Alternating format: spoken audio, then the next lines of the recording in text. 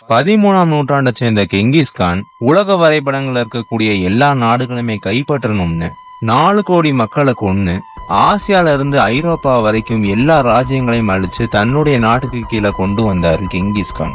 அப்போ ஆசிய நாடுகள்ல சீன ராணுவங்கள் பல லட்சம் ராணுவ படைகளை வச்சிருந்தாங்க.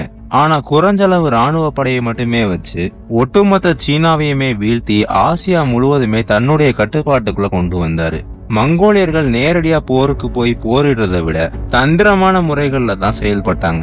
எதிரி நாடுகளுக்கே தெரியாம அவங்களுடைய நாடுகள் கூட ஸ்பைகளை அனுப்பி எதிரி நாட்டுடைய வீக்னஸ் எல்லாம் தெரிஞ்சுக்கிட்டு அவங்கள தாக்குனாங்க மங்கோலியர்கள். ஆனா இண்டஸ் வரைக்கும் வந்த மங்கோலியர்கள் இந்தியாவை மட்டும் கைப்பற்றாம விட்டதுக்கான காரணம், அப்போ வட இந்தியால சக்தி வாய்ந்த ராணுவ படைகளை வச்சிருந்த டெல்லி சுல்தானும் தென்னிந்தியால யாருமே நெருங்க முடியாத அளவுக்கு கடற்படைகளையும் சக்தி வாய்ந்த ராணுவ படைகளையும் வச்சிருந்தவங்க தான் தமிழ் மன்னர்களான சேர சோழ பாண்டியர்கள்.